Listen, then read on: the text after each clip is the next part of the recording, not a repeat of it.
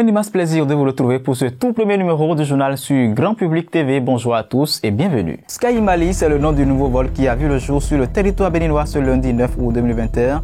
La séance d'inauguration a eu lieu à l'aéroport international Cardinal Bernardin Ganti. Une réalité désormais, le projet Femmes d'Impact était à sa phase de concrétisation ce samedi 7 août 2021 à la salle des fêtes le prestigieux de Cotonou. Il a rassemblé plusieurs femmes influentes de la sous-région. C'est une initiative de Dorcas Kamel Kodia.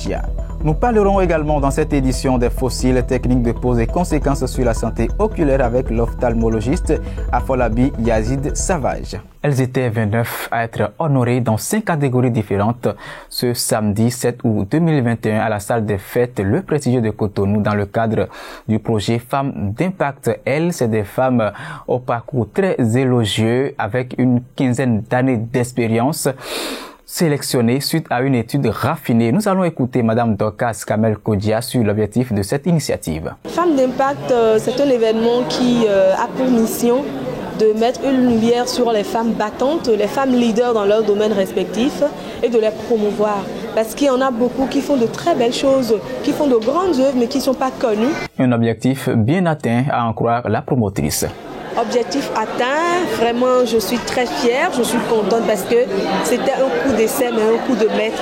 Cette première édition distinguait 29 lauréates en cette période de Covid, dans cette période de crise économique mondiale. Franchement, je me tire chapeau moi-même, sans fausse modestie, et je tire chapeau à toutes les lauréates qui ont contribué efficacement à la réussite de cet événement. Les bénéficiaires venus de différents pays de la sous-région expriment leur satisfaction.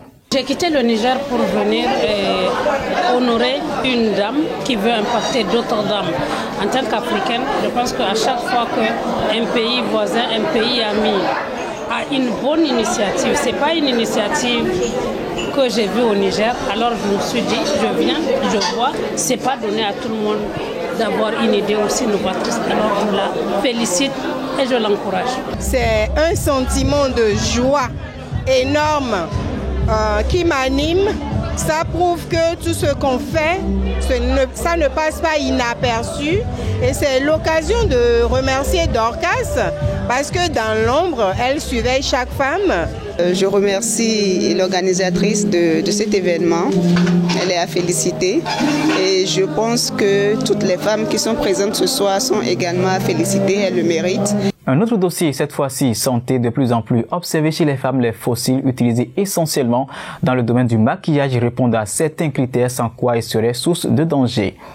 Les cils qu'on place dans le domaine du maquillage leur pose répondent à une certaine réglementation. Il faut une certaine technique pour le poser et ce n'est pas donné à tout le monde. D'accord? Il y a une manière de le poser, il y a un type spécifique de colle qu'il faut utiliser. Il y a des instruments spécifiques qu'il faut utiliser pour les poser comme des pinces et tout ça. Donc si la pose de cils se fait dans les règles de l'art, en respectant les règles d'hygiène et tout ça, généralement ça ne pose pas de problème.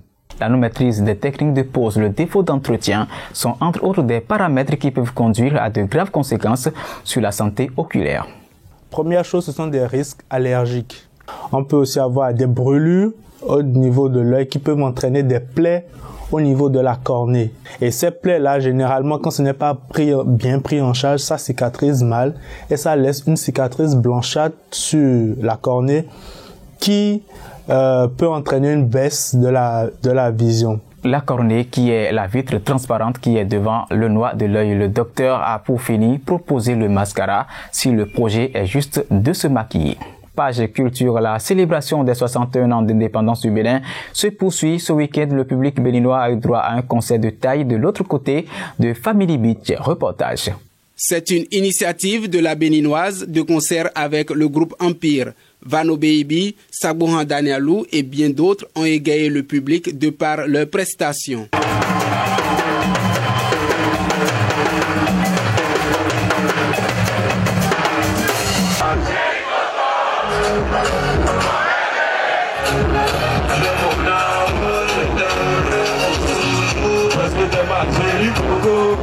Un show qui a été le bienvenu chez le public béninois. Je suis très satisfait de ce que je vis ici. C'est bien ce qu'ils font, au moins ça nous a permis de nous distraire. Le spectacle est bon et c'est bien sécurisé. En tout cas, les artistes sont bien prestés. Je remercie très sincèrement les organisateurs, en particulier le groupe Empire et la Béninoise, qui organisent ces événements afin de faire la promotion des artistes locaux. C'est de très belles initiatives qu'il faut encourager.